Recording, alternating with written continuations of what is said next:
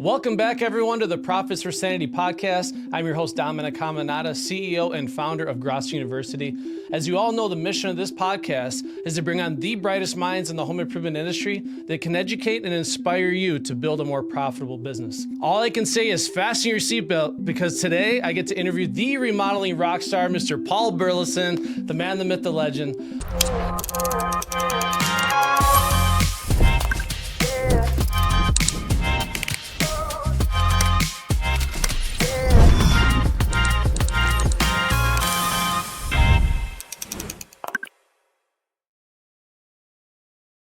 Paul is the best-selling author of his brand new book, Grit to Gold. He's the director of home improvement sales for Westlake Royal Building Products. He's a professional fight and wrestling announcer. He's a world-class DJ, award-winning freestyle rapper, and a longtime pioneer in the home improvement industry. It's enough to make your head spin, Paul. There's a lot of I'm actually that guy that does all that. I think I need my own autograph. It's crazy. I got to experience the freestyle rapping many times personally. It's absolutely incredible.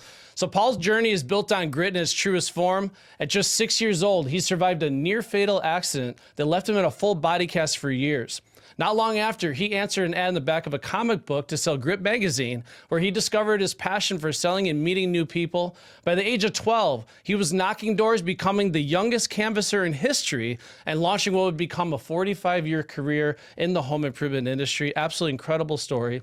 Over the decades, Paul has trained more than 50,000 sales professionals and now supports well over 200 home improvement companies nationwide. He's a leader in virtual selling, digital media, and now AI integration, helping companies modernize their sales processes and stay competitive in a rapidly changing industry. He's recognized as a true industry legend and one of the top 15 industry leaders in the home improvement industry. Paul continues to push the boundaries on what's possible. And in this episode, we're going to do our best to break down the mindset behind Grit to Gold, what separates top performers, and how AI is reshaping the future of home improvement. So, wow, what an introduction, Paul. That was pretty impressive. I want to know that guy. I'm exhausted just talking about it. You lived that life, right? Yeah, I absolutely did. And, you know, that's the great thing about writing a book. I wrote this book for several reasons. I wrote it to inspire people. I want people to look at me and see my vulnerability. I want them to say, if he can do it, so can I. Yeah. And the other reason I wrote this book is because I held this trauma of my past for so many years. And by speaking about the book and touring and traveling and meeting people and explaining my story has actually helped me deal with the pain and the experiences that I grew up with. So I know it's just the beginning, but how many books have you sold so far? Hold on, closers. Are you ready to stop losing deals to the same tired old objections? At Grosso University, we've created this free closer's guide just for you, which is a proven step-by-step framework to overcome any objection in the home improvement industry. This is the exact system used by top producers in the game, closing at over 70% plus, including record-breaking selling streaks such as 40 sales in a row. Inside, you'll learn how to get to the true emotional root origin of every objection, crush resistance with confidence, and close like an absolute professional. The best part is, this framework will teach you how to become a tenacious one-call closer without building any pressure whatsoever. Don't leave money on the table. Download your free closer's guide now and start turning objections into opportunities. As always at Grosso University, yes, you are a closer, and back to the video. We're about 6,600 and yeah. Controlling independent distribution, because I wanted to show authors that you can create your own, e-commerce model. Yeah. Now, there is a lot of work. I do personally do every label. I do put it in every single envelope. Yeah. I do write a personal message. You got a personal message. Thank you for the friendship and support. Love it. Yeah, and then I go down to the post office. Whenever they see me coming, they know they call me the media mailman. The media mailman is here to because they physically take everyone. But no, it's the process that humbles me, because I know when I put that book in an envelope, I have a good probability of changing somebody's life. You do. So I have the honor and privilege of reading this book a few times now. And the thing I love about it, it's a very easy read. It's an efficient read. I can read this book, and I don't read fast at all. Like, I'm a slow reader, but maybe 2 or 3 hours at most, and that's taking your time. Yeah. And I posted a picture recently of myself. Maybe we can superimpose it on the screen here, but I was in the Therasage sauna, detoxing my body, getting the therapeutic benefits, reading this book. So it's like doing everything I can to optimize my body and mind simultaneously. But if you don't have the book, we're going to kick it off. Make sure you get a copy of this. It will absolutely inspire the hell out of you. There's so many things that I learned about Paul, because I've known you for how many years now? Almost about 10 years. Yeah, about 10 years. So I've known Paul for a long time. I didn't know most of the stuff that was in here about his life. It's just mad respect, right, for your life's journey and what you've achieved. And we're definitely going to unpack some of that on this podcast. And first, I just want to thank you again for traveling all the way up here to be on the show, share your wisdom with our audience. So. You know, that's what this journey is about. It's not about the destination. It's about the journey. It's about surrounding yourself with good coaches, good people to elevate. It's all about elevating to the next level, 10Xing, extreme ownership, and surround yourself with people with the same mindset and taking our knowledge and your knowledge of Grosso University and being able to change people's lives. We're on the same mission. Yep, absolutely. So the first thing I want to talk about, because of course the name of my company is Grosso University. And you talk about Rick Grosso in your book a few times. You mentioned his name. So what impact did Rick Grosso have on your career, on your life, just as another one? Because you had so many mentors and leaders that impacted your life. What was your experience with Rick, and how did his wisdom or encouragement help you in your journey? Yeah, you know, I was thinking about that today, because the first part of my journey, when you read through the book, my first exposure to training was with Dave Yoho. Yeah. And that was when I was 12. And as you keep evolving, more when we got into the pace setter side, about 91, 92, I met Rick at a training they was doing for pace setter. And there was a connection that we had that took, gosh, almost, I couldn't tell you, 20, 30 years before we even got a chance to work together. Yeah. But I'll never forget, because I was always hyper. Like, I love this business, because this business meant something different to me. Because if you read my book, you understand, like, I didn't have a father who was living in the worst scenario, worst cases you could live in. If I didn't sell, I didn't eat. Like, literally, like, it was that type of thing. So as I kept evolving, I was always drawn to people who I felt saw something in me. Mm-hmm. And I'll never forget when I met him the first time. I believe it was in Nashville, Tennessee. I was there with Joe Chate, who was the VP of Pacers at the time. And he looked at me, and it was, you know how he'll turn his head, you know, he'll say, you know, kid, something different about you. And I said, what is it, sirs? Mm-hmm. And he's like, something different about you. And he said that to me, but that inspiration was he saw something in me that was different.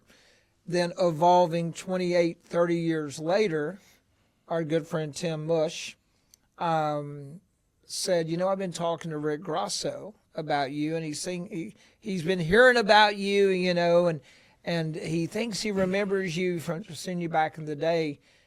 And when I sit down and talk to him again, and he gave me the opportunity, this was when you'd started Grosso University, and he gave me a chance to come on and speak and be one of his keynote speakers. But I remember something he said to me. He said, you have the ability to be one of the greats in this industry. Yeah.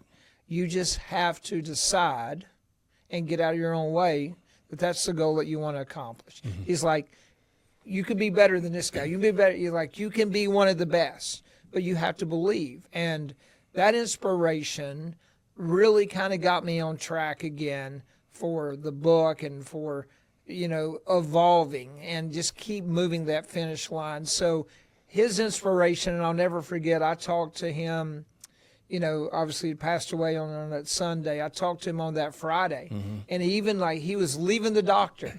You know, and he's talking about his event coming up in Dulles and things that we're going to do, and even though he was sick, like he was in that mindset to the bitter end. Yeah. And he inspired me, and as he touched your life, and was a great inspiration for you, I was honored to get to sharing his wisdom as well. It just never ceases to amaze me how many lives that man was able to impact in his career. So I was at a Win the Storm event a couple of years ago, was when Josie Parks first started taking over the show, kind of the revamp of the show. And we had a booth set up there. And I had this gentleman, I still don't know who it was, but this guy comes up to our booth and he looks at our logo. He sees the Spartan helmet and the Grosso University logo. And he just stops and stares. And I'm like, hey, can I help you? Do you have any questions? He's like, Grosso University, who's that named after? I'm like, Rick Grosso, the one and only. He's my mentor. He changed my life. And my goal is simply to pay forward the gift that he gave me to as many people as possible. And the guy broke down in tears and started crying. I'm like, are you okay? I'm like, did Grosso University harm you in any way? And he just started talking about stories of riding along with Rick and selling in the home with Rick and how Rick changed his life and just like gave him this wisdom and this training that literally took him from zero to hero, from rags to riches. And he just broke down. He was just so tickled pink that somebody's carrying on the legacy. You know, it's just those moments like that. It's just, I'm so grateful to be a part of. But I was like, when people share their Rick Grosso stories, right? Because that's what this is all about. It's big shoes to fill. But yeah, he changed so many lives for the better. And he was just always so good at making people see the bigger picture, like what they're capable of doing. He saw greatness in me that I didn't see at the time, you know? And obviously I was always looked up to him as like a father figure mentor. So really great stuff. And as I mentioned in the introduction here, I want to go back to your childhood a little bit because, you know, as hard as it is to talk about these stories that happened in our childhood, that's really what molds us into who we become as adults. And you had this really horrific accident when you were 6 years of age. You got hit by a 78 Trans Am, drunken driver, right? Next door neighbor. And launched you, 70 feet on the hood and then another 40 some feet. You just, yeah, wow. So I just can't even imagine. So how do you feel like that experience getting, you know, obviously going through that accident, the years in a body cast impacted your mindset today? Well, you know, I think when you're at the bottom, and you got nowhere to go but up, your thought processes and your belief systems change. Yeah. And even at a young age, you know, so I'm in a body cast. I was intensive care for 90 days. I'm at home, didn't have a father, and I'm very transparent in my story. It was a situation where my mother would do things she had to do to generate money, and you can do the conclusion. I had to sit there in that living room in that bed and listen to these things for year after year after year for almost 3 years. And when you can't move, the only thing that's moving is your mind. Yeah. And when you hear people and tell you enough, you're never going to walk again. You're probably never going to be able to be normal. All I hear is you are going to walk again. You are going to beat this, because that's the only thing I have is positive reinforcement to keep me going. Yeah. You know, sitting in the bed watching Gilligan's Island or Fantasy Island or, you know, whatever it was at the time, all I had was that positive reinforcement to myself that I am going to get out of this. I am going to get out of this, and to keep believing. And I'll never forget, and I tell this story in the book, the day they cut off the cast, like my mind, just like, you know, some people think they're the greatest salespeople in the world. Yeah. They can just go out and sell, but they never practice. In my mind, I am going to be the greatest walker and the greatest runner, but I've been in this body cast 3 years, I haven't practiced. Yeah. So when they cut off the cast, I stand up, I try to take a step, I fall flat on my face, right? But I was excited because I was in a position where I could fall flat on my face, you know? And then I get up and then I keep pushing, and I take one step and I get the other step.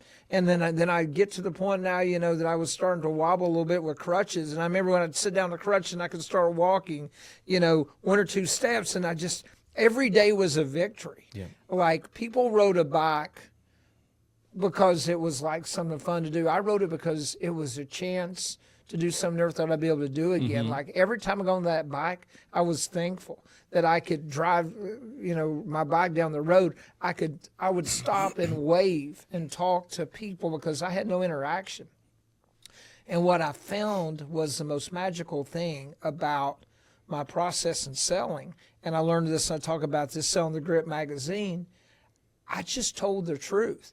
I would sit up there, you know, I had skinny legs, and a lady would come up and say, "Hey, ma'am, how are you today?" I just got out of a body cast, told I'll never walk again. And now I've got a chance here to sell you this great magazine. I rode my bike down to the store. Mm-hmm. People would buy, I didn't realize, people were buying the story. People didn't write, they'd buy the magazine, they'd throw it in the garbage. Yeah. But they were buying the story that I was letting them feel good about my story about overcoming something. Mm-hmm.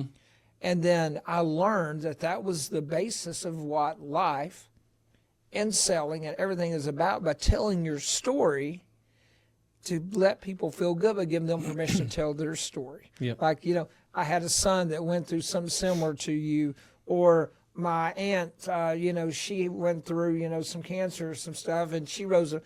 You give people permission to feel good about a story. So I kind of evolved through that, and then we can get in a little more about how I transitioned was in the business is different today than it was. Like, the foundation of our industry was really, really bad. Like, it was, believe it or not, some people may or may not believe it, but it was controlled organized crime. Yeah. They would float into areas, they would con people, they'd hustle people, they would rob people, they would case their house to find loose windows and stuff and sell it to a burglary crew to come in and rob them. Yeah. This was not a good business. Yeah, that's crazy. This was not a good business, but it was an industry where these guys weren't good with family. Yeah. They never got to see their kids. Maybe their kids were in New York, people would come from Chicago and all these different places. But it gave me a chance to let them feel like they were a good father, even though they weren't, by having somebody that was inspired by what they were doing. And then, in this piece, and then we'll get into more impact more later. But I'll never forget the first day that I went and I put door hangers on doors. The guy picked me up, put my bike in the back of the Cadillac, dropped me off, and said, here's a dime. Later on 5 o'clock, call and I'll come pick you up. And I had these stack of door hangers. Now, back in the day, in the 80s, knocking doors was a little different than it is now, right? So I was knocking doors. The first day, I told the story again. Hey, Mr. Jones, John and Mary, thank you for letting me pull into your driveway. You see my legs are skinny. I just got, hit by a car 3.5 years ago. I never thought I'd get a chance to be able to ride my bike up in your yard, and I'm just blessed to be here. Would you like a free estimate for siding and windows? I set 26 appointments my first day. And when I took those leads down to what we called the siding house, and, they were giving Mr. Smith a hard time, like, you're hiring them young today, aren't you, Smitty? And, he's like, they called me the kid. So the kid got 26 appointments, and 26 appointments, because I valued the opportunity. I was so thankful to get to be able to do that. I didn't feel like I was working. Yep. I was just thankful that I get to talk to people and make people feel good. And then that was the basis of my entire career that I would keep evolving. It would be built on, was that foundation. Yeah.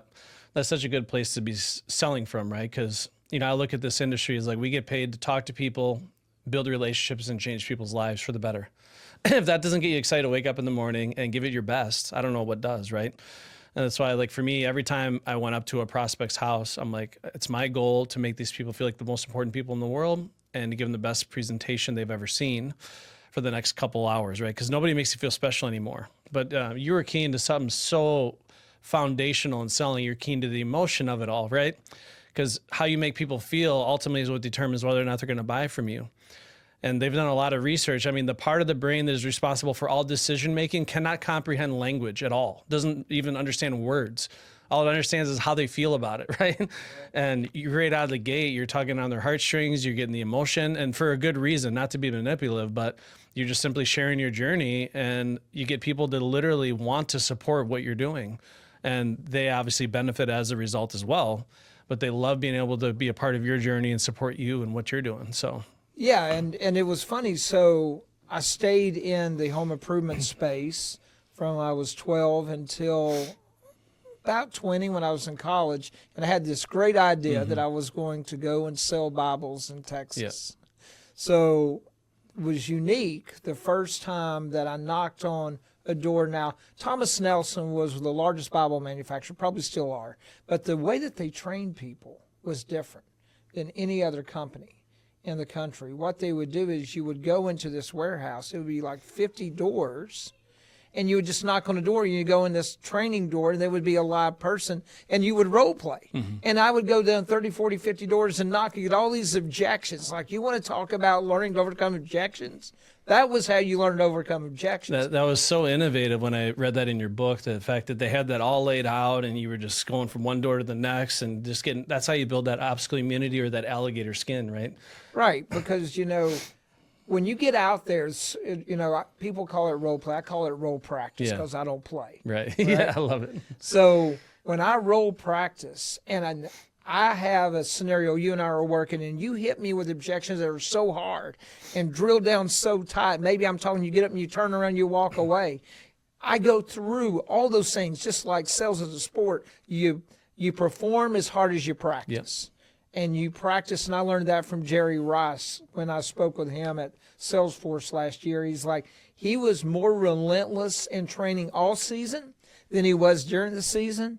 And no matter when he won all his awards, everything, he sat down and he went over and over and over and over again on what he could do better. Yep. It's that mindset. Right? Oh, Jerry Rice and Joe Montana. That's why, like, if you look at picture me when I was a kid, my bed, my sheets, my clothes, it was all 49ers. Like, I was such a fan just because it's so impressive to watch those two play.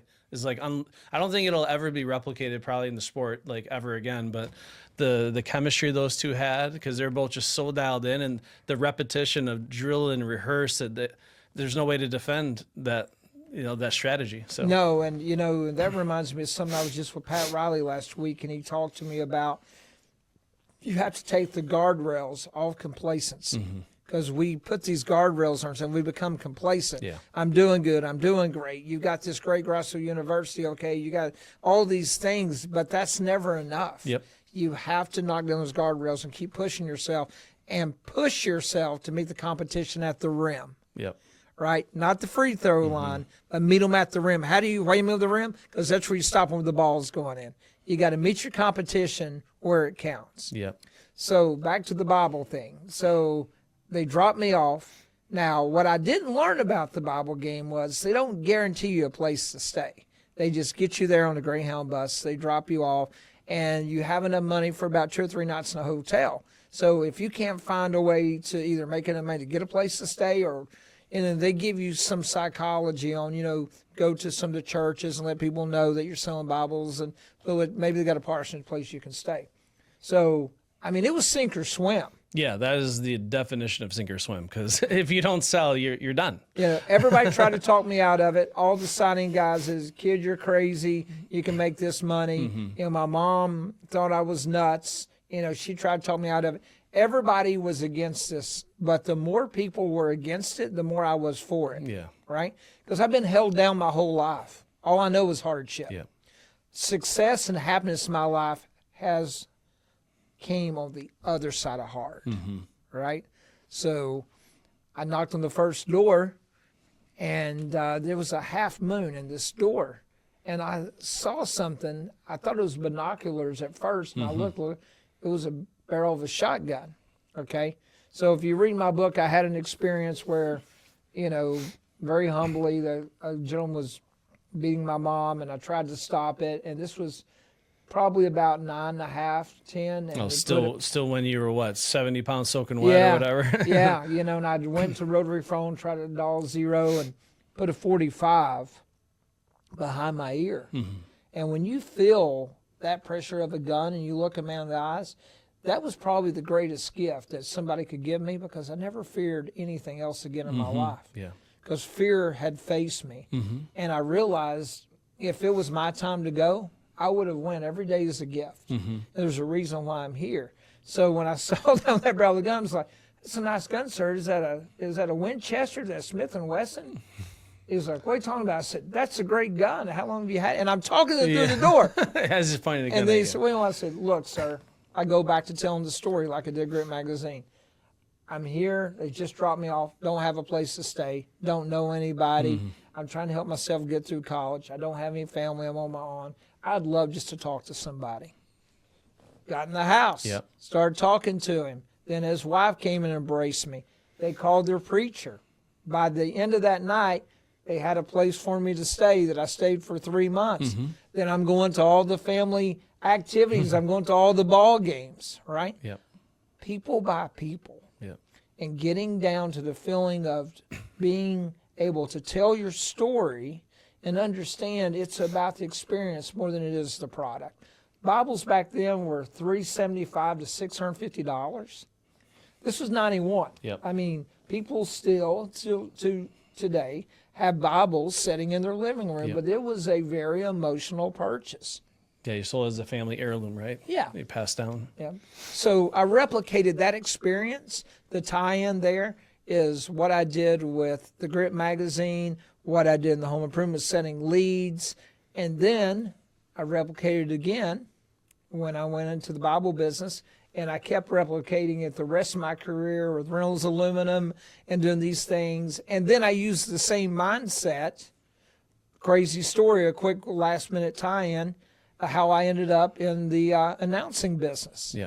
Crazy story. I had a friend whose father owned Bristol International Raceway, Larry Carrier, promoter named Ron Scaff. Went to watch a fight one night. I was doing play-by-play in college, had a degree in communications, just happened to be at the right time. Then the ring announcer's flight didn't get in from Vegas. It was ESPN2 taped me. It was live on air. And the guy's like, so, I don't know what we're going to do. I can't get a ring announcer. And my buddy's like, Paul announces play-by-play and stuff. He said, you think you can do it?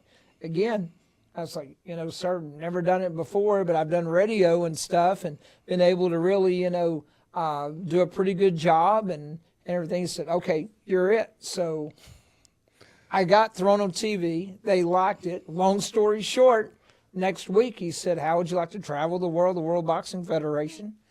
Go around and speak and, and announce in Guam and all these different cities around the world. So there I went. Came back, sold things on the weekend. I do siding jobs. And the last piece of that puzzle just so happened to be in a restaurant. I'll let people read the book to find who it was. Pizza place. Guy recognized me and he said, don't you do something like boxing? I said, yeah, I'm an announcer. He said, just got a call from WCW. And they're looking for an announcer and going to do a tryout. So next thing you know, then you're in the wrestling business. But I was always psychologically prepared for every opportunity. Yep. My experience and my journey has taught me be ready and be thankful and be humble and be willing to accept greatness. That's what people understand. You have to be willing and ready to accept greatness. Yep. Yeah. I mean, your story just... Because people look at Paul from the outside, look at you on social media, and you're DJing, you're announcing for fighting, you're doing all these things. It's like a man of many talents, right? But you're not really afraid to throw yourself at anything, And that's kind of what we're talking about. You just have this, I guess, this mentality, this thick skin where you're not really afraid to try.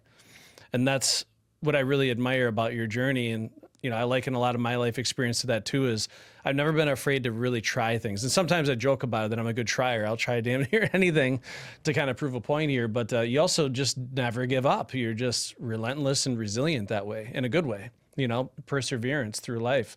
Because you're talking about how when you're a child and people are saying you'll never walk again, that you heard that you are going to walk again. Well, that's not the truth for most people, right? When they're told things as a child, they take that to heart and they actually live out that story in their life, which is not real. It's not theirs. It's not fair to the child that they're being told that stuff. But the fact that you took it the exact opposite, meaning use it as fuel and motivation to prove that you're going to do the exact opposite what all the haters were saying, that is really, really impressive, especially at a young age, right? Because, children are very, very malleable and moldable at that age, very sensitive. But for you to, go from that accident to obviously now you were knocking doors at 12 years old, which is the Guinness World Record, right? Guinness record. Guinness record. So, and you were able to connect with people in a way that none of these other Tin Men or any of these other door knockers were able to get to the emotional reason as to why people want to work with other people, right? And how long were you door knocking and canvassing with the Tin Men? 12 years straight. Yeah. I was door knocking. Yeah. For almost 12 years, but the average day was almost an 8 to 9 hour day. Yeah. And it was so funny that back in the day, like people don't understand the luxury of training. today. Like in the old days, there was no training. There was these mysterious cassette tapes that were priced so expensive that when minimum wage was $1.65, they may have been $400 to $600, and you heard about these elusive training tapes, but they were top secret, like the Grossos and the Yohos, and maybe the Zig Ziglar and Tony Alessandra. Well, Mr. Smith, the guy who I was actually doing all this stuff for, he let me have a Tony Alessandra tape, and I put it in my cassette holder. And I'm riding my bike at 12 years old listening to Tony Alessandra. And those who don't know Tony, there were two top pots and pans salespeople in the world. First one was Zig Ziglar. He was in Texas. Second was a guy in Brooklyn named Tony Alessandra. And I'm like, if somebody can sell pots and pans door to door in Brooklyn, I can sell home improvements. So I listened, and it was such a magical time. Like 3 years ago, I got to run into Tony again and thank him, for his voice, how he saved my life. But you have to just embrace everything you have that's in front of you, and you have to evolve. I think for me is because I fear nothing, I challenged everything that scared people. When the website came out, I challenged that. Like I went and I found a company called Goddard's Home Improvement in Knoxville, Tennessee, and I said, this business is going to be evolved around the internet. And people were like, you're crazy. It's not going to happen. I was like, no.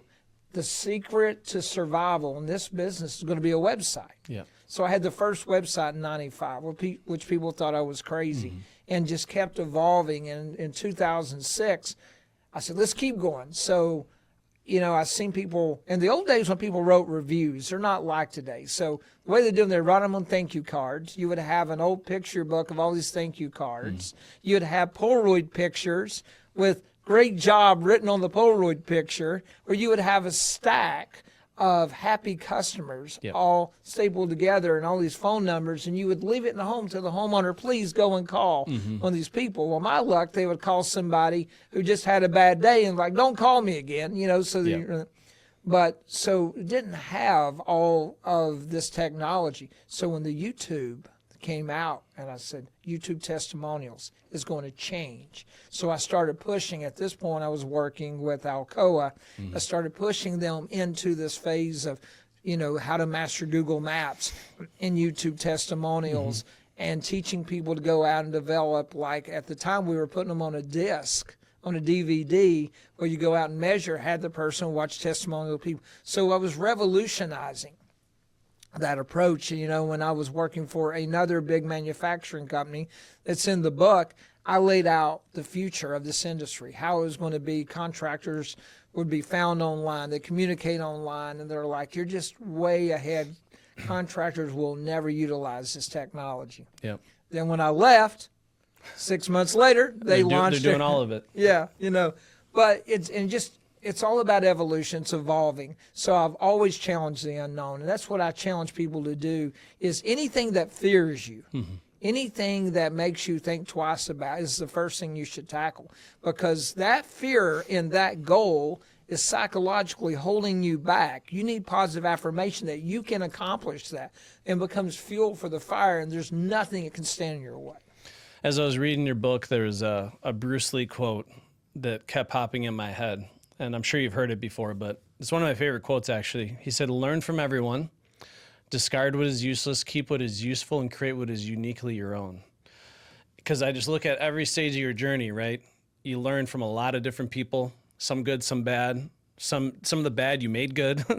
And you kept what is useful, discarded what is useless, and then were able to create things that are uniquely your own.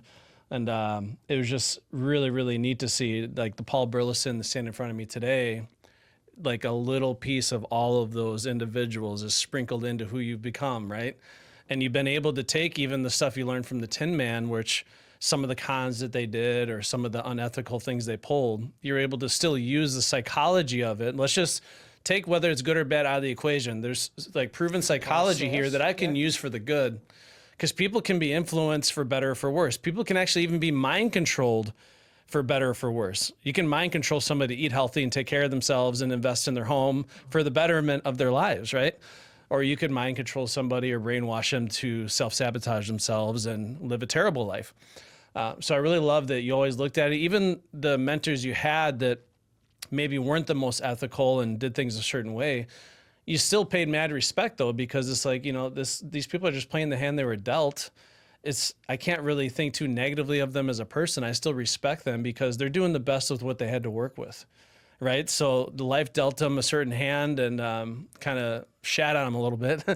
So they're just playing their own hand back to be able to survive. It's all about survival and thriving, obviously. But yeah, and it was tough for me to write this book because 10 men don't rap, and 10 men don't talk. And that's what people understand about this culture. Right. The mob has been exposed, Amish people have been exposed, all these different scenarios of things getting exposed. But if you Google outside of a little bit of a movie that was made in the 80s, with Danny DeVito called 10 Men, it's never been talked about. No one's ever went on camera and interviewed about it. No one's ever wrote about it. It's a protective culture that people went through that is frowned upon. And so I was like, why can't I take this negativity and spin it positive and create new systems and processes, which I created the sick home selling system. Yep. The house is sick. How can we make it healthy again? Trying to take all this stuff. So it was really hard for me to write this book because I'll be honest, part of me was in fear of my life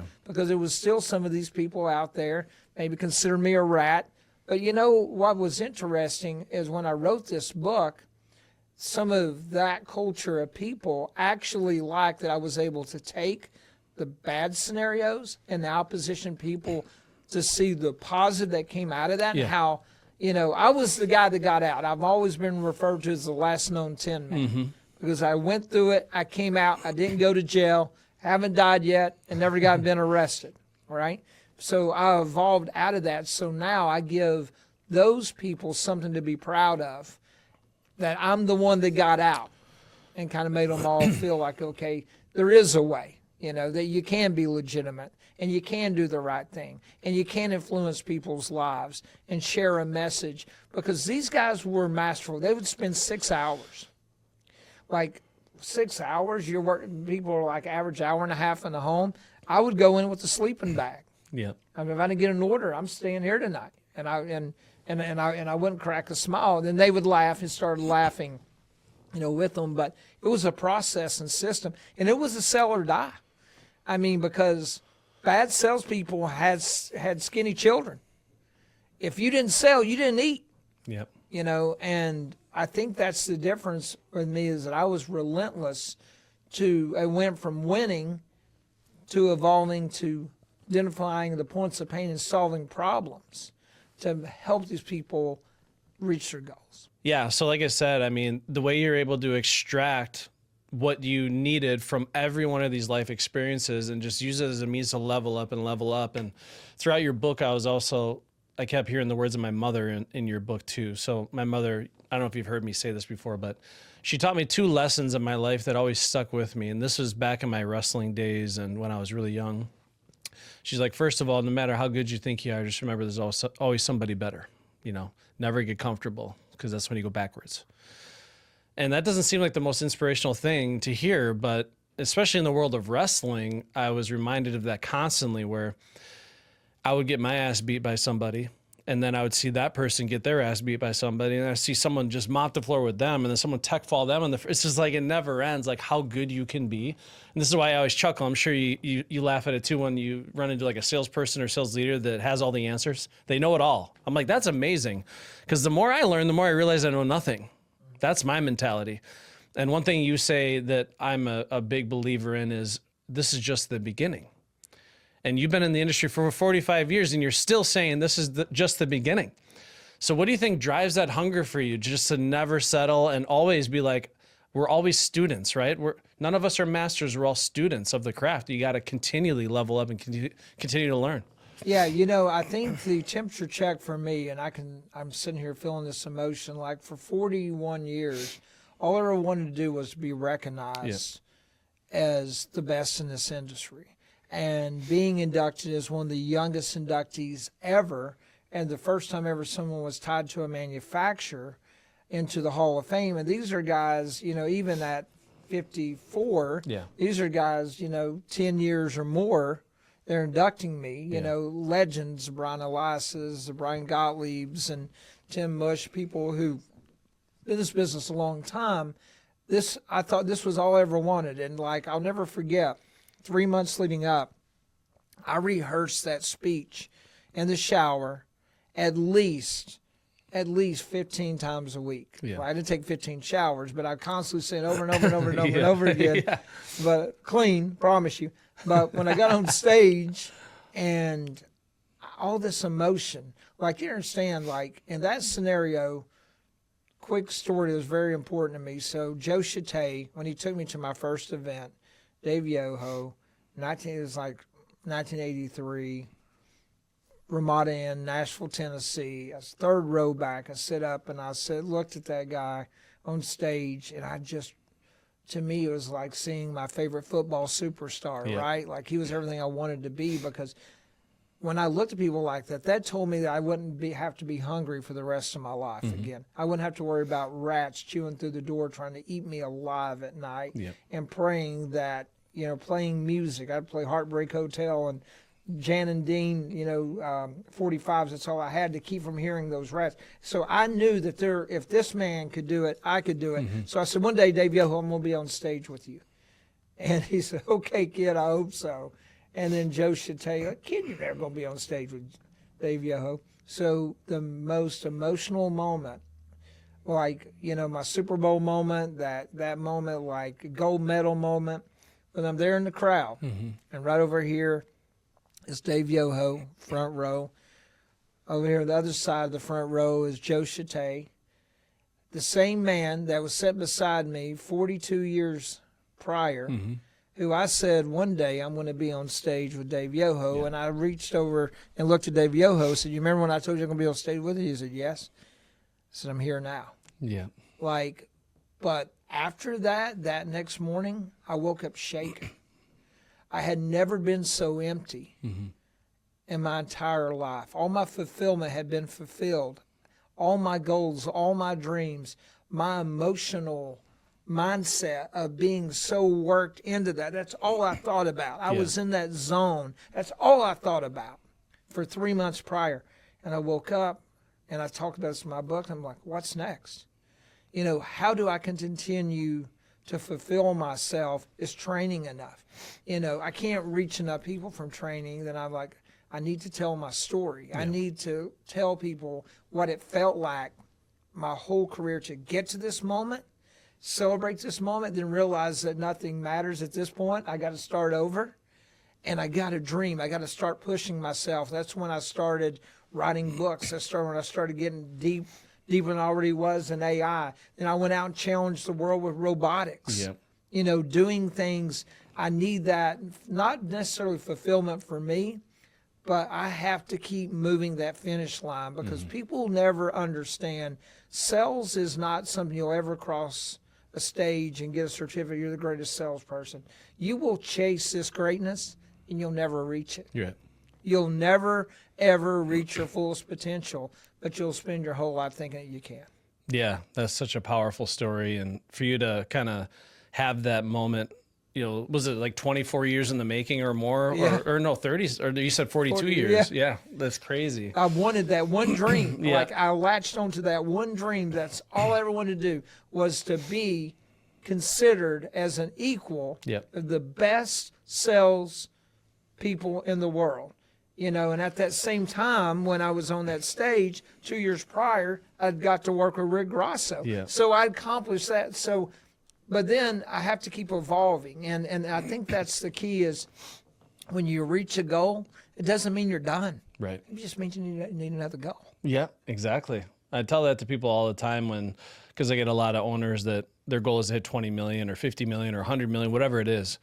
I say, what's going to happen when you hit that goal? Because they have this big fantasy of how they're going to feel and how amazing it's going to be when they finally hit that goal. I say you're going to have that moment of reflection. You're going to be like, that was pretty cool. And then you're going to be like, what's next? It's just, but that we're goal seeking mechanisms. And I like the analogy in the book, Psycho-Cybernetics, where he talks about riding a bicycle.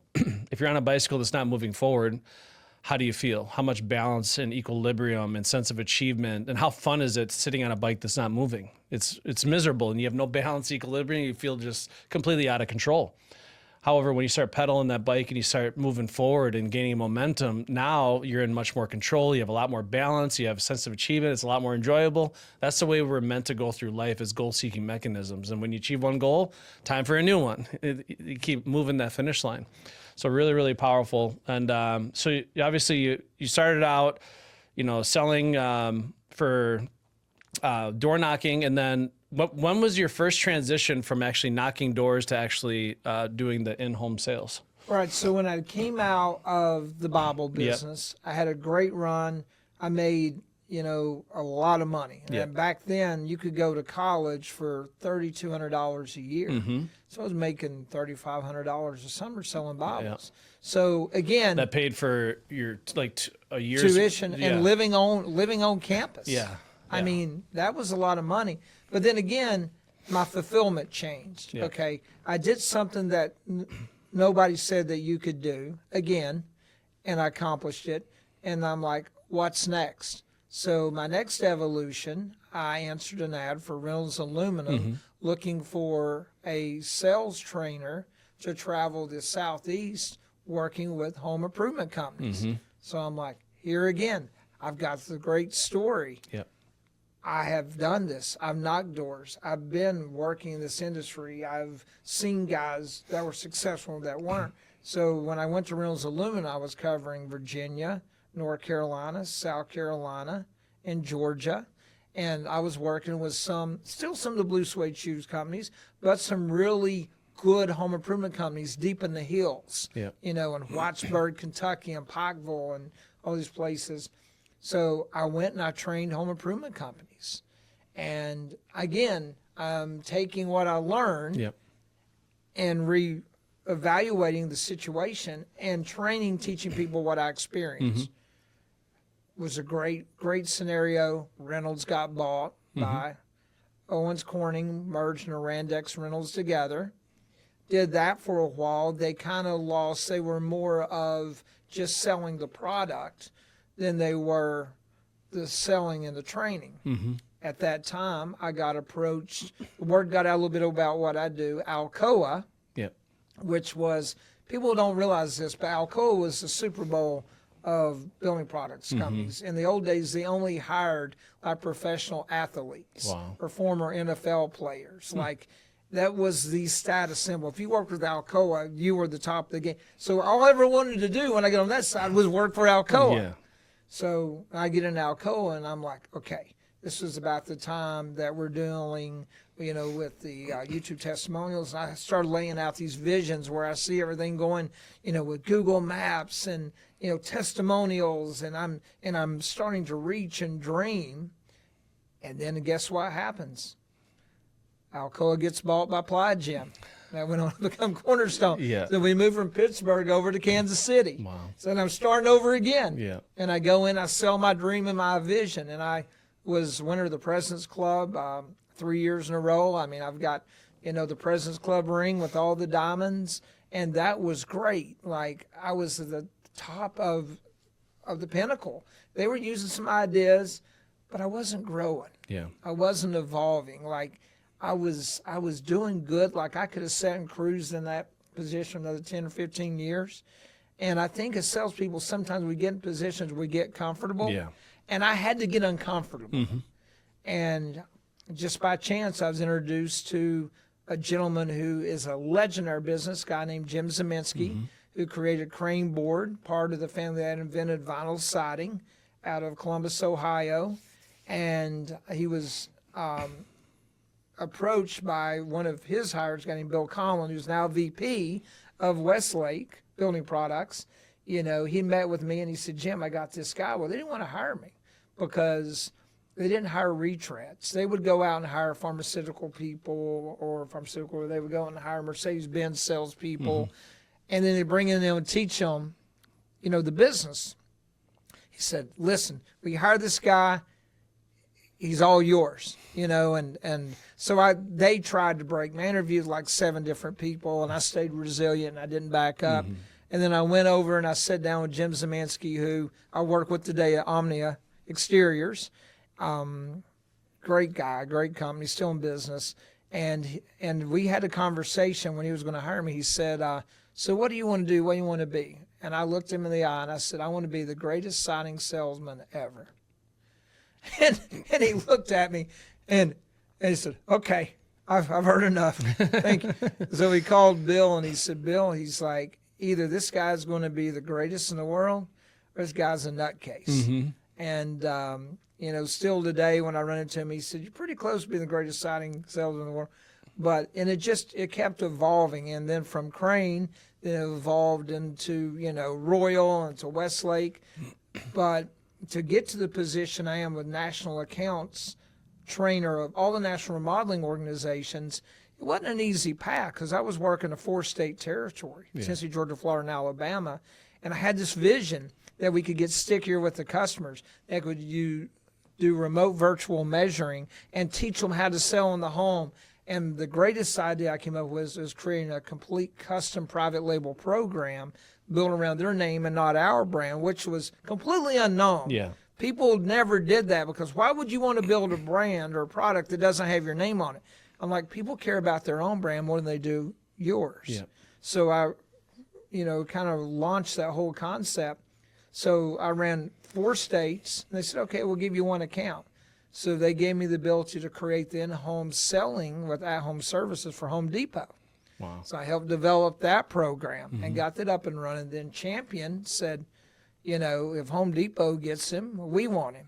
And then the next thing you know, I got Champion. And then Power Remodeling, like if Champion and Home Depot get him, we want him. Yeah. And then I worked myself into this role that they could not deny because the amount of volume that I was creating. And I did both jobs for 2 years.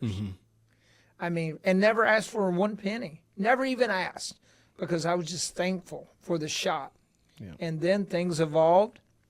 Now I'm national, remodeling manager, and then also I lead the company in technology and all aspects from internally with Copilot to AI. And now I'm moving the needle, getting us actively involved in robotics. But it all goes down to a belief. Yeah. I always believed I could do better and I could be better. And I never let any barricades hold me back. Like, I don't know the word no. If I hear the word no, it either means I need more information or I need to give you a reason to say yes.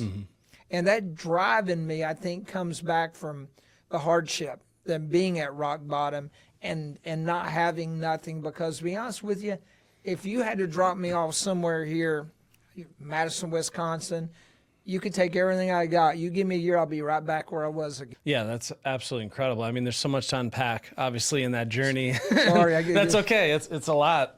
One thing in your book that I really, I thought was impressive, because in Florida, they have a different mindset about home improvements, especially siding, is how you really brought insulated siding to the Tampa market. And now, there's several markets throughout Florida. But you want to unpack that a little bit, that whole story? Yeah, so this is my claim to fame. I sold the first ever, still today, the first ever insulated siding job in Naples, Florida. Yeah. So Naples, Florida was a high-end area. Obviously, right outside of Fort Myers, next to Marco Island. Yep. But a lot of the influence of people that lived there came from the Northeast. Well, in the Florida market, people always assumed fiber cement is the only solution. And in the Florida market, they wouldn't look at any other option. It was just, that's it. Yep. So I'm like, how do you crack through this code? How do you find a way? Because it's been driven by the architect. So I said, let me think of how I could get creative, right? Because I'm always trying to find ways to be creative. So I went and got one of these HazFab suits that they wear when they're putting this on, because obviously they don't want to inhale silica dust. And I had the mask on. So I knocked on the door, went in this architect's office and said, and the woman said, well, sir, I don't know why you're wearing this funny outfit, but they're like, I can't hear you. I'm like, And, you know, that's the sound I was making because they couldn't hear. And then I looked around and I said, I wore this suit because y'all spec hardy in here. I didn't want to inhale any silica dust, you know, or fiber cement.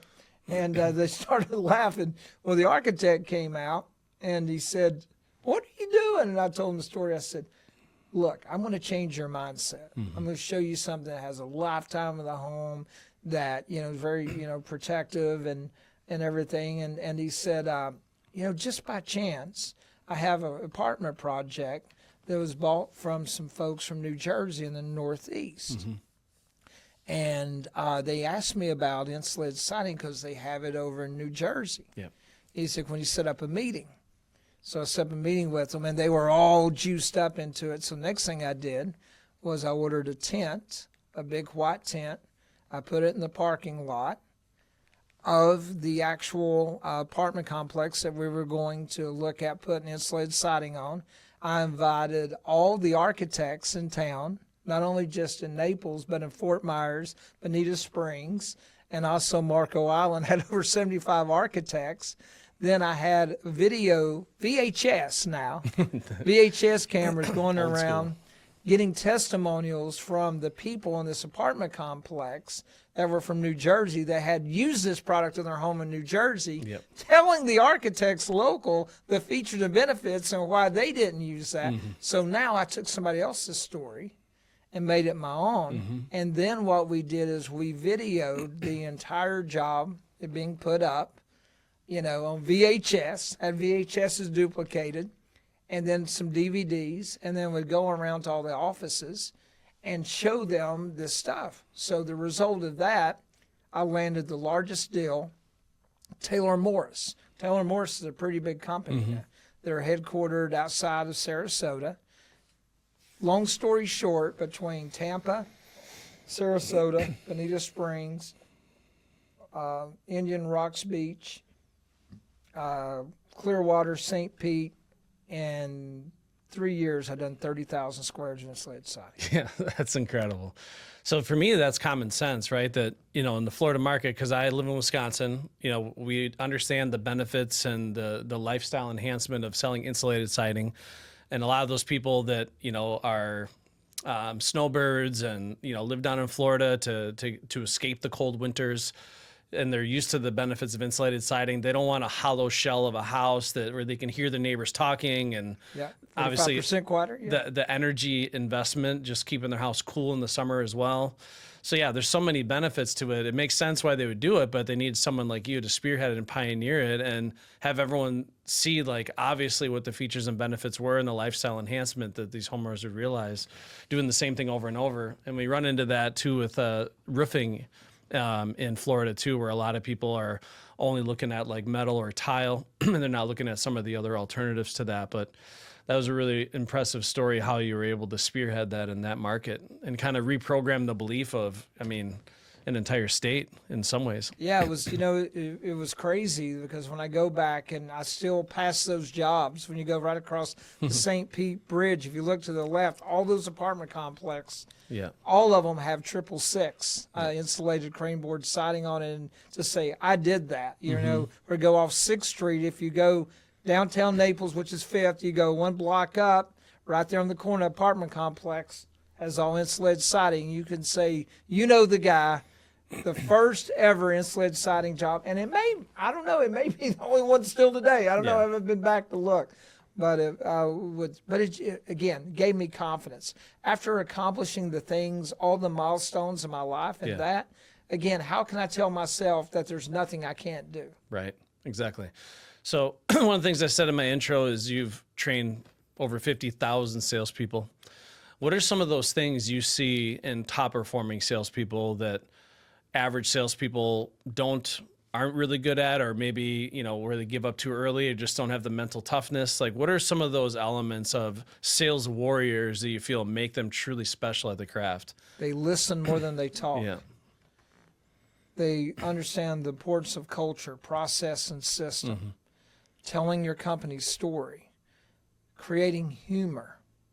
You know, you said some earlier, people aren't laughing, they're not buying, right? Exactly. You know, just the basis. And don't try to reinvent the wheel. Everybody thinks they have a better way. This is why Grosso University has been successful. This is why Rick Grosso was successful. Yeah. He had a repeatable process. Now, is it easy remembering all the scripts? No. But if you follow the process and system, it is proven you will succeed. Yep. People don't have the mindset or the belief to trust the process. Yep. And try to, instead of putting I have this philosophy. I don't try to put myself over. I try to put the world over. I try to encourage people to want to help me, to want to share information with me, to want to help me become better. And people want to take an egotistical approach and try to flex. What I learned a long time ago, the most successful people live in this world who don't need validation. Yep. When you're comfortable being by yourself and not having somebody have to tell you how great you are every day, you become the most powerful person in the world when you learn to be your best cheerleader. Yep. And make your standard the standard. Understand, here's what I got to do every day, and rinse and repeat. And listen, it's still hard today. Like, I'm on the road 280 days a year. I have, this week alone, from Sunday to today is Thursday, I spent 25 hours on delays. Wow. What's that mean? That means that I was at the airport on Sunday at 3 o'clock. I was supposed to go to 4. They got moved to 7. They got moved to 10. I'm still at the airport. Then at 10, it gets moved to 11:45. I'm still at the airport. It gets moved to 2:05, and then it gets canceled. I don't know how you get anywhere. So that's one thing that I've always scratched my head, because you always seem to make it to where you're going.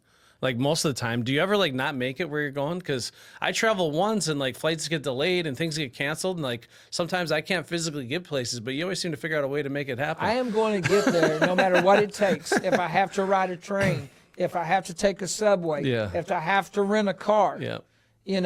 They got these buses now, these fancy buses that'll take you.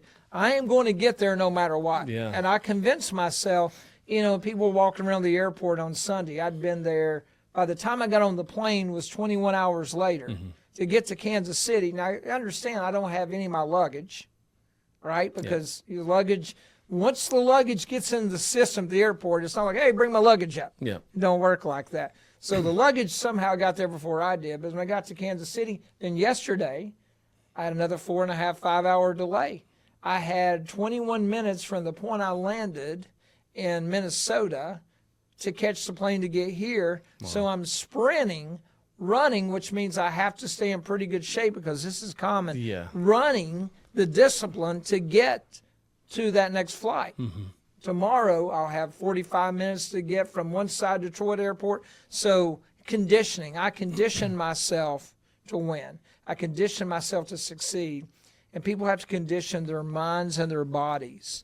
Sleep is so important. It's not just about the selling process. It's about the holistic process. And that's why I think you've been successful, because you've been able to tap into that and to train people to do that. Well, that's why I train. What makes a good salesperson is being the best person you can possibly be, inside and out, physically and mentally, right? So we have this whole sales warrior morning routine that we talk about with sleep, affirmation, learn, exercise, sustenance, and it's what all the top performers live and die by. It's a religious habit that they have.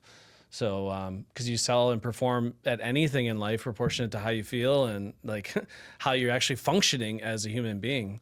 Yeah, so all that stuff, mindset, health and wellness, conditioning, physical, mental toughness, it's all important. And what I like about your life is there's so many times that you challenge yourself, you throw yourself in uncomfortable situations, but that's where the true growth and development occurs in life, is when you intentionally put yourself in uncomfortable and difficult situations intentionally. And this is stuff that I've done where I throw myself into a bodybuilding competition, never having done it, because I need to challenge myself, or I do a half marathon or something. Like my wife right now, she's training for a full marathon. But what that does, it makes all the other challenges seem insignificant now, because I pushed myself to this level of performance or this level of difficulty, or push through this obstacle. All the petty things in life, then I just shake it off now. It doesn't bother me at all. It doesn't faze me. And that's really, really important, because there's so many things that happen in life, right? Where in the present, it seems like the worst thing ever. Then you fast forward a year or two later and it ends up being one of the greatest blessings of your life. I like to remind myself that all the time. Too often people just are stuck in the present and they don't understand, like down the road, you got to understand this could be one of the greatest things to have ever happened to you because it taught you an important lesson or set you on a different course in your life that is going to transform, absolutely everything for you. So, the hardest thing about this book, and I don't talk about this, first I've actually talked about this, is when people come up to me at shows. This week alone, I've got people all over in Cancun and Jamaica that are reading this book on spring break, and there's some pictures. But when people come up to me and tell me how great I am and all this stuff, like, it makes me uncomfortable because I didn't write this book for praise. I wrote it to deal with my pain. I wrote it to help people in similar situations to believe that they can be better, they can overcome. But I always thought when I was younger that I would love just to be recognized. Like I would love to be patted on the back and told what a great, salesperson or a great writer I am. But that is, and I don't know, I can't speak for other writers because I don't know a lot of other writers, but it is very uncomfortable for me sometimes to take praise. Because it isn't really, people, it must be you sold 6,000 books, but that's not, you don't make money writing books. Now, you make more money writing books if you do the e-commerce model, which I'll gladly tell anyone how to do because I don't care to share I'll this. be picking your brain because I have a book that I'm working on writing right now. So I'm going to have you as a mentor for that for sure. And it's just, evolution. Like coming out next week will be the Grit to Gold canvassing. And then we'll migrate to Grit to Gold mindset, and Grit to Gold leadership, and Grit to Gold AI. But it's just about creating, this is my legacy, right? This is my legacy of knowledge that I can leave, kind of like Rick Grosso has left Grosso University in your hands, and he's sitting up there smiling every day, knowing that his legacy is still continue. That's what I hope for. It's not about how much money do you need. Not married, no kids. Company takes care of me. I'm on the road turning 80 days a year. How much money do you need? Right. Life is not measured by monetary gain. It's measured by the people's life that you touch along the way. And truly, like when I hear, like I read this book and you give me the encouragement, to do something I've been putting off, or, you truly inspired me, or I give this to my wife, and then she shared it with two people at work. And like, I'm getting those stories inspire me, but just telling me, how, and listen, I appreciate it. And I'm not trying to be unthankful for that, but that's not why I do what I do. Right. And people, we create a shell of what we want people to see. But sometimes I feel like as humans, sometimes, I call it the chocolate bunny theory. I've never shared this with you. There's two types of people in this world. There's that bunny that you get on Easter. That's a beautiful bunny. It's in that big box. It's got that candy carrot and that crazy aluminum wrapper on it. And you get it. You're excited. You bunches here and it's hollow. And you're let down. But then there's this little teeny bunny. Maybe it's not the, as cool as the other bunny. But you're like, okay, let me give it a shot. So you unwrap the aluminum foil and you bite into it and it's solid milk chocolate. So I'm looking for those solid bunnies in my life, the solid people in my life, not the hollow ones, because truly knowledge is nothing if you can't use it. And I know you're driven by this as well. People are like, well, you just do it because you want to be successful. No, there's other ways to be successful and make money. But if you truly invest in others, you're taking from your family. Your family is part of your journey. Your wife, your kids. We were doing some stuff earlier today, and they were there while we were actually doing the virtual training. They were there watching. How cool is that? So they're part of the bigger mission. And I think that's what's great about where I am and where you are and tackling the unknown. Like now I'm tackling robotics. I don't know anything about robotics, but I'm going to every robotics conference in the world this year. And I'm going to find manufacturers, and I'm going to use my ability of persuasion to bring them into the building products industry and work exclusively with Westlake. And we're going to create siding robots, roofing robots, humanoids, whatever it takes, whatever the industry demands. But I'm going to keep pushing. And I'm not done there. By the time robots run out, I'll find something else. That was funny. I think it was at the Win the Storm event again. No, it was at the IRE. I saw Josie Parks gave a keynote presentation, and he was talking about how in the near future we're going to have robots that can install roofing. And I remember when I heard him say that, I'm like, that sounds ridiculous. And at that same show, the same day, I saw the robotic system. It was I'm there. like, it's already here. I heard your presentation. Yeah. It was down there. That was the Renovate Robotics. That was Rufus One. I couldn't believe it. I'm like, what? It's already here? Because I remember thinking about when he said that, I'm like, how would that even work? And then I saw the machine, and I'm like, that makes sense. Like, holy cow. Yeah. It's just crazy how it's advancing. But I keep hearing you say the robots are coming. And it's evident by your book. When Paul Burleson says something's coming, you better listen, because it's coming, whether you like it or not. I know some people like to ignore it, some people listen, but Paul Burleson is always on the cutting edge of technology and what we need to be paying attention to. So we talked about systems and process. You have a grit to gold process that you teach and preach. And you were, I think the first time you gave your Grit to Gold masterful presentation was at our closers camp, right? It was. And it was pretty cool. We had you getting all amped up, right? You were dancing around, you get up on stage, and you always kick off your presentation. Look to the person next to you. I want you to wish them a happy birthday.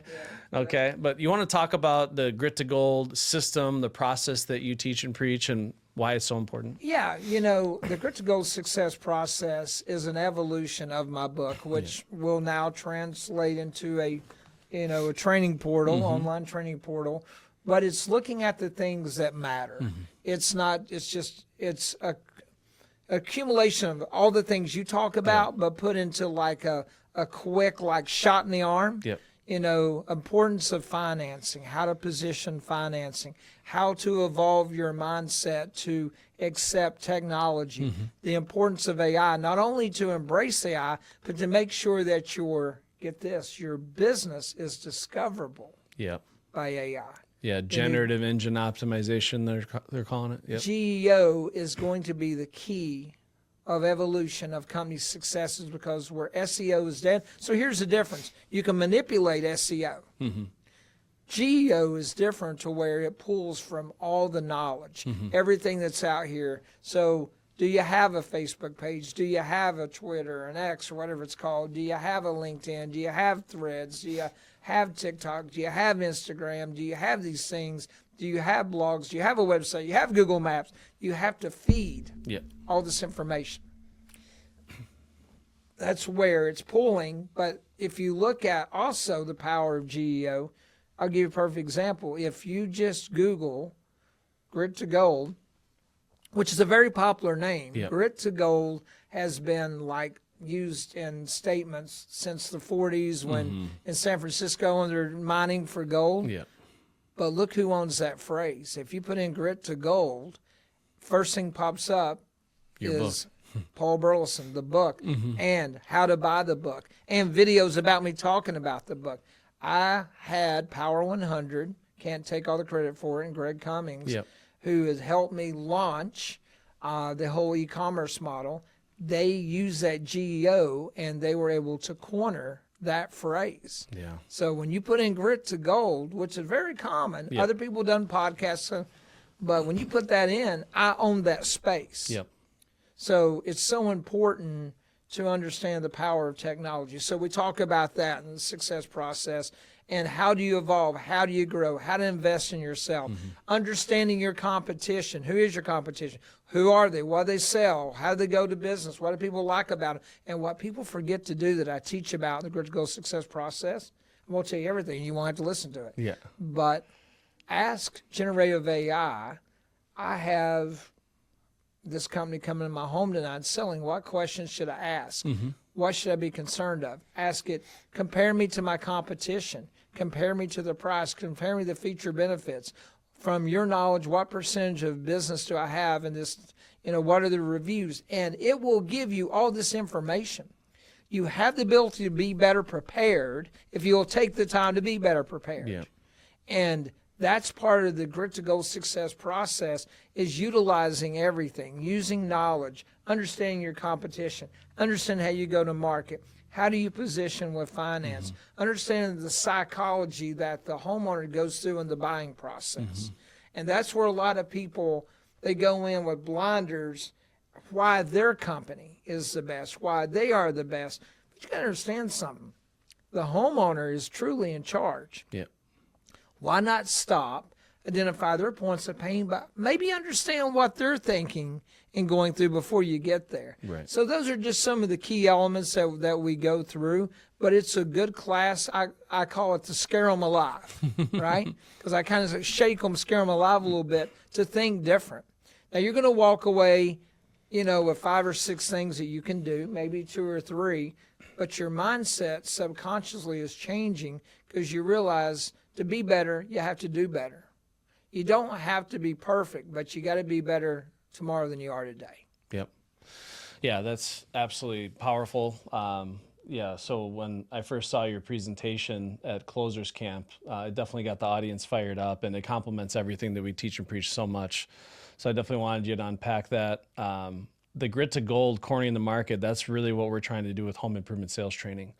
So, and that's one thing Greg Cummings says we're doing okay, but we're trying to really tap into this generative engine optimization, because I'm sure you'd agree to this, but there's going to come a time in the near future, and it's already happening, where people trust their virtual AI agent more than any person on earth.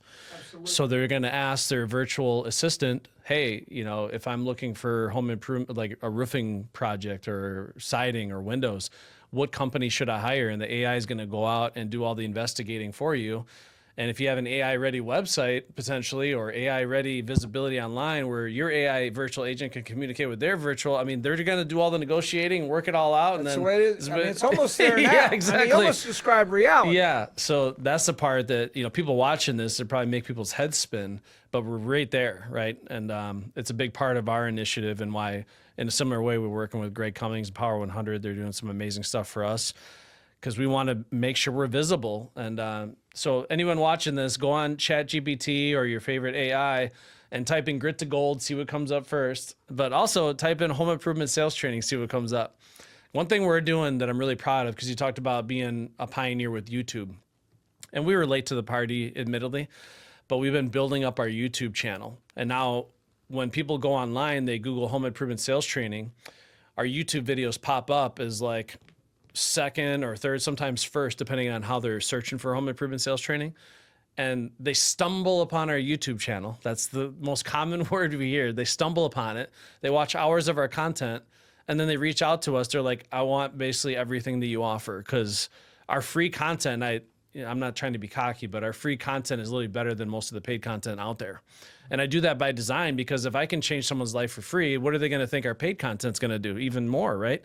If you want to really change your life, go all in on the masterclass or our sales leadership consulting one-on-one. But having all these things working together and how AI is impacting all of it is absolutely crazy, and also terrifying. But you can't drag your feet on this. You got to act now. This is why you say, don't think about AI, don't talk about AI, be about AI. You got to take the leap and build a plane on the way down. Change your diet. Yeah. There's no middle. There'll be 2 types of people in this world. Yeah. Those who adopted AI and who are doing really well in business, and those who didn't, who are no longer in business. Yeah. There will be no in Because unlike between. the internet, they can't drag their feet on this one. So, in relation to that, first website 95. There's still people today, believe it or not, new business owners who don't have a website. Yeah. The adoption process, or chasing the chasm as they call it, with AI does not allow you that luxury. If you don't adopt, you don't survive. Mm-hmm. And you are forced. It's the first technology in the history of our world where you are forced to adoption. Yep. And I have a different spin on it. I think AI, what it's going to do is it's going to give humans their life back. Right. What do you mean by that? Well, because we're put in these cubicles, told to work 8 hours, 10 hours a day, go home and do all this stuff and clean house and take care of the kids. But what if you could accomplish the same amount of productivity, more productivity, your company's being happy with what you're doing, and you give yourself more time back? Yeah, just think about the state of humanity now. Do you think that all of this was created so we could spend more time, punching in and punching out of work, and not traveling, not spending time with our family, not being present at the sporting events, not spending time with our friends and all this stuff? Like, we're working to live and not living to work, or we're, the opposite. Living to work, not working to live. Yeah, exactly. So I think AI could very much help a great deal of the population finally work to live, get their lives back and take control. And if they truly capitalize and are sophisticated in how they can use it to their benefit, I mean, the productivity, they could have more free time and be far more productive than they've ever been in their life. And yeah, like you said, it's like a freedom device, right? A freedom mechanism. Yeah. That's the good side of it. The bad side of it is, always look at both sides of the coin, is that when robotics move into the workplace, like last week, 14,000 people put out a job on Amazon, they'll continue. Yeah. And not only that evolution of robotics you should be concerned about, but drone deliveries. Yeah. That's the sleeper people aren't paying attention to. Walmart is adding 150 stores around the country with deliveries up to 10 pounds, 8 miles. Amazon is going to start delivering. Home Depot and Lowe's will start delivering through drone deliveries. So you'll get to a point this e-commerce model will start putting small companies out of business, small mom and pop stores. It will force maybe the country to go to a robot tax, to tax robots, employment tax, to subsidize the people putting out of work. So it could go either way, but I tell you the way it is going to go. It's going to go crazy AI, then everybody's going to reject it, and they're going to want to go right back to normal being how they are today, and then it'll slowly evolve to median ground. Well, all I know is Kelly and I are actively building out our own homestead and trying to be self-sufficient. So whatever comes, we can survive whatever is coming, because we know like there's a big reset coming potentially. There's all kinds of stuff that could happen. Obviously, we know there's a lot of tensions going on in the world, but cyber attacks, AI threats, all this stuff. There's a lot of upside potential, but there's also these things we got to think about, like how are you preparing to use AI to your advantage, but also preparing for, if things do tank and we got this massive depression that hits and the economy shuts down, what are you doing to prepare for that as well? It's interesting times to be alive. It's very exciting, but also very interesting to navigate this stuff. What are the rules today, and what do I have to play by to win? Yeah. I ask myself every morning, what are the rules today, and what do I have to play by to win? So obviously your journey in this book is absolutely incredible, and obviously you're receiving that Legacy Award. So where do you see Paul Burleson in the next 5 to 10 years? So what is next on the horizon? I know it's a long time to think about. I mean, how many flights are you going to have in the next 5 to 10 years? Where do you see this going? Do you have like a next goal, like kind of like being in the Legends Hall of Fame? Do you have like a next thing you're pursuing in the next 5 to 10 years? Yeah, so I'm focused on the points of pain now. Not just necessarily my points of pain, but the industry's points of pain, which I'm working with Grant Winstead. We're going to launch Canvassing Pro's website. We'll give the ability for people to help develop a canvassing program. We're going to work with your team, on recruiting and that.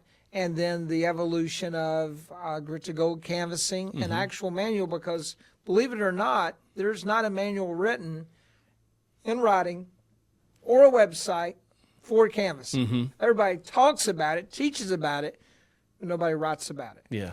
So I have a 105-page book, similar to that size, to go through the process. And the next evolution will be online training portals for Grit to Gold canvassing, Grit to Gold mindset, Grit to Gold success process. My next evolution is creating more technology and more things that people can latch on to grow faster. Right. And that's the evolution, because I can only see so many people. I can only continue to travel 280 nights a year. And I've done it for about 15 years. And every year people didn't tell me I'm going to burn out for 15 years. It is getting a little harder, but how can I accomplish the same or reach more people more effectively? Right. And I think that is what we have to do as salespeople and as humans, is how can we do what we're trying to do in a better way? Yeah, that's the big mission of Grosso University, is how can we train the masses at scale, but still make it just as high-end and world-class as it would be if I was in the classroom with, half a dozen people giving it my all. And we've been really trying to crack the code on virtual training, virtual selling, the online university, all this stuff. And I'm happy to say that, it's obviously never going to be perfect, but we're getting to the point where our training is every bit as good as it's ever been in person, and obviously better than pretty much any other training that is available for like sales training. But that's our mission with the new training center here. Obviously, it's absolutely unbelievable. Yeah. You have to be here at Closers Camp to see it, because Yeah. I mean, I was just blown away from the moment I walked in here today. I work with every single coach in the industry, and I don't know of anyone who has anything like 1% of this. Yep. But your story, I think a lot of people in this industry can resonate with it. Obviously, not to the extreme of what you experienced, but if we're honest with ourselves, this industry is full of, we call it broken toys in a way, where people have been through some hardship. I like that you talk about, rock bottom is solid ground to build upon. A lot of people have been hit with trials and tribulations. That's what I love about this podcast too, is I bring in all these highly successful people, and most of them have had that moment in their life where they hit rock bottom. And everyone has their own definition of what rock bottom means. Yeah. Yours is more extreme than most, of course.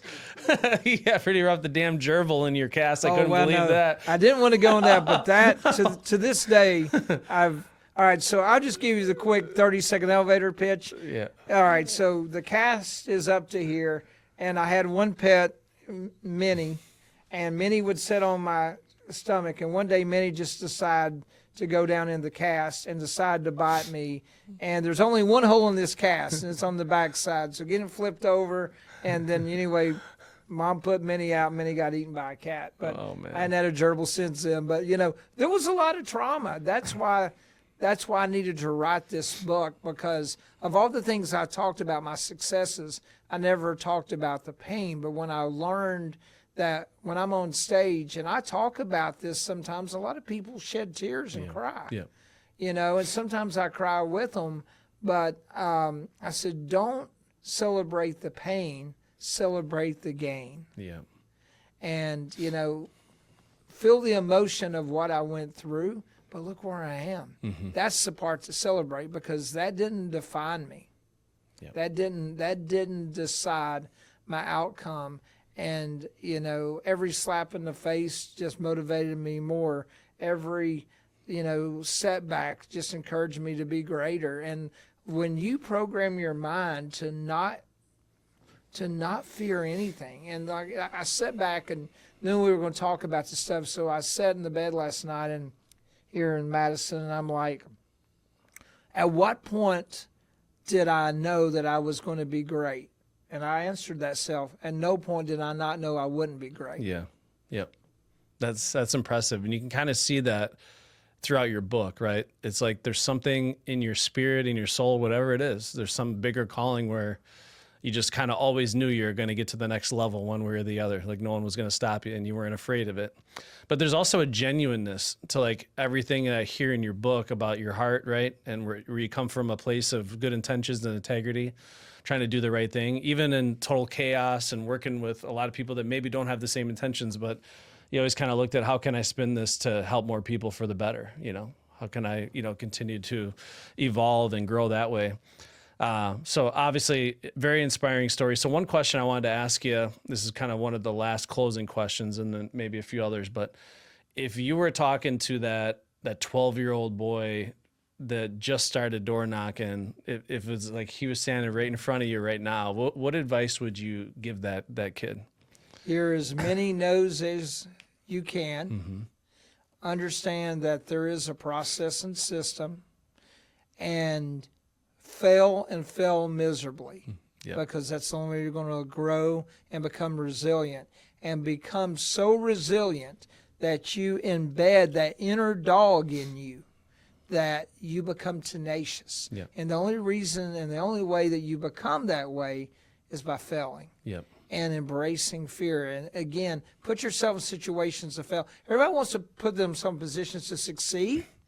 Put yourself in positions to fail, because that failure will turn to success. Yeah, then you're truly trying something meaningful and challenging yourself. That's one of probably my greatest strengths, and maybe because I struggled all my life through school and nothing was ever easy for me, I was never afraid to fail because I failed all the time.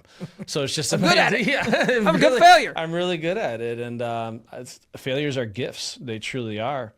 And one thing that was described in, again, the book Psycho-Cybernetics, I reference it a lot, but he talks about going through life like a heat-seeking missile, right? I talk about in my trainings, if I shoot a heat-seeking missile and it hits its target, that's a successful mission. Well, little do you know that that heat-seeking missile is making thousands of corrections to its trajectory before it hits its target. And every one of those micro corrections is a failure. It's off course. It's off course. It's off course. Does the heat-seeking missile stop or turn around and go the other way or give up? No, it just keeps failing forward until it hits its freaking target. And that's what I kind of heard going through your book is I'm just going to keep failing forward until I hit my target. And if I hit that target, I'm going to find another one and hit that target. And then you just keep leveling up, becoming a legend. And then you still like, okay, what's next? And that's the way we go through life, right? It's absolutely incredible. Of course, our podcast here is called Profits for Sanity. So I like asking all my guests, especially someone as influential as you, why is it so important that companies focus on profitability? Why does profit matter in a business? It should go without saying, but why should people not be ashamed to be like more expensive or more profitable than the competition, but brag about it, embrace it, and use it as a reason why people should work with them instead of being ashamed? Because people, you see this all the time, right? Salespeople are so afraid to lay down the big ticket. They're so afraid to sell profitably. But that is the most important thing in their entire life, is to turn in the most profitable sale they can for themselves, their company, and their team, right? And that's doing a good service to your customer by being profitable. But what can you share in regards to that? Why is Profits for Sanity? Well, two different approaches on that. Price versus cost. Yeah.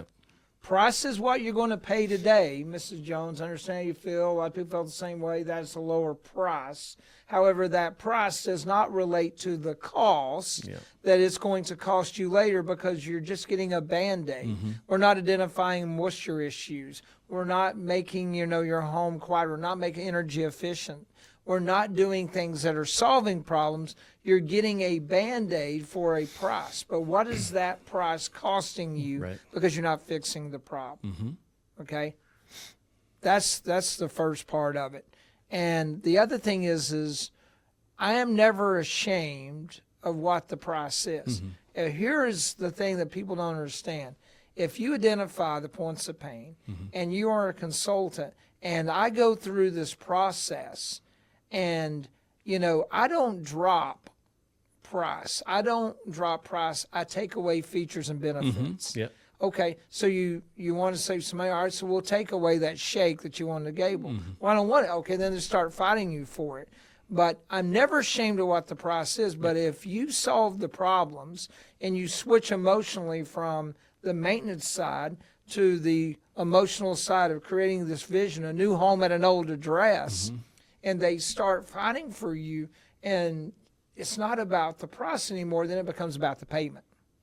You can have this dream that you've always wanted for $235 a month. Yep. Now, for an extra $5, you could have new gutters. For an extra $15, you could have new soffit. Creating a baseline to make people reach. I am never ashamed about the price. Right. The average job of people selling insulated siding on a 24, 27 square house job in the insulated siding world is about $85,000. It's not $85,000. It's $375 a month. Yep. But don't hide behind the price. I tell people, listen, the price is a price is a price. You may not need anything that I'm going to offer to you today, Mr. Caminata, but if you do, without a shadow of a doubt, I'm going to show you why you need it and why you can't afford not to do it, right? And I just tee it up that way. Yep. People are scared. You know why they're scared to talk about price? Because they don't believe in the product. Yeah, exactly. They don't believe that it solves problems. They don't believe in their proposition, and they don't believe in themselves. Yep. No, that couldn't be more true. So the big thing that I see in this industry, Lord knows we love talking about closing, right? We literally have events called closers camps, right? So it's near and dear to our hearts. But you can be good at closing, but simultaneously suck ass at negotiating, which most people do. There's not much training on negotiation, and we've been emphasizing that a lot more in our training. But the question I ask salespeople, let's say my retail price is $30,000, and you did such a masterful presentation, you lay down your total investment, and the homeowner says, where do I sign? Does the homeowner win in that situation? Yes? No? Maybe? The answer is yes, they win. Even if they bought at retail, they win. Why? Okay, you maybe made $2,500, $3,000 commission. How long does it take you to spend that, Paul? One night out with your buddies? Okay. So where does this customer have, though, for the rest of their life? They have something to be proud of. Yeah, a permanent solution to solve their problems, right? So if they buy even at retail, they still win. That's going to last them the rest of their life. It's going to increase their personal enjoyment. It's going to give them enjoyment equity. It's going to add value to their homes. It's going to save them money, all this stuff. Pride of ownership, right? What if you discounted 5% or 10% off and they buy? They win. What if you discount? It doesn't really matter where they buy, they win. So knowing that, the most important thing for you as a salesperson is turning the most profitable sale you can for yourself, your company, your team, period, end of story. This is not how many discounts can I throw at the homeowner until they roll over and buy. That's not sales, that's order taking. If you want better installers for your company to do a good job and deliver on your promises, be more profitable. If you want to use better quality materials, have a more robust warranty, actually be around to service your customers. What if the economy does tank? How many companies are going to fold up shop because they weren't financially stable? You want to be around to actually honor your warranties and honor your word, be more profitable. The river and stream that every pillar of the business stems from. You want more leads or better leads, be more profitable. They can invest more in marketing, right? Profit is for sanity. And the average profit margin of home improvement companies is 1% to 3%. And I know companies that are at 15, 20%, 25% net profit.